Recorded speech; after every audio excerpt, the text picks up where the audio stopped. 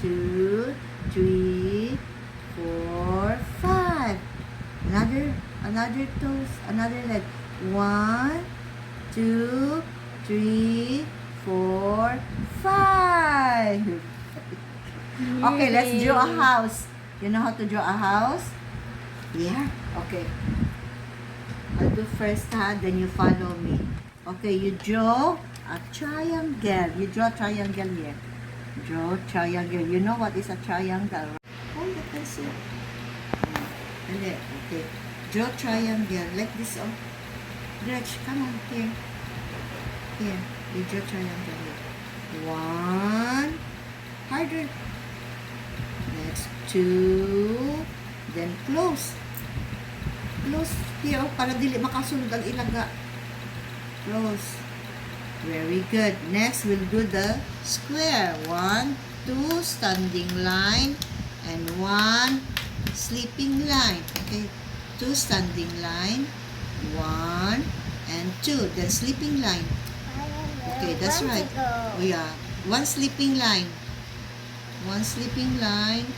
Then we'll do a windows. Very good. Okay, 1. Okay, you draw a window here. You draw a window. Okay. Very good. Okay. Put lines. Put lines on the window. Julusin na. Very good. Next, let's do the door. Okay. Okay, let's do the door. So, the magnanakaw, the thief cannot go in. Okay, hold the pencil properly. Door, 1. And then put the lock. Okay, very good. Put lock. Okay. Thank you. Where are the letters?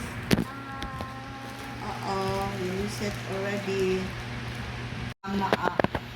What letter is this? Okay. That's letter A. Next. What letter is that? B. Next. T. Very good. Ikapas-pas na. Ay.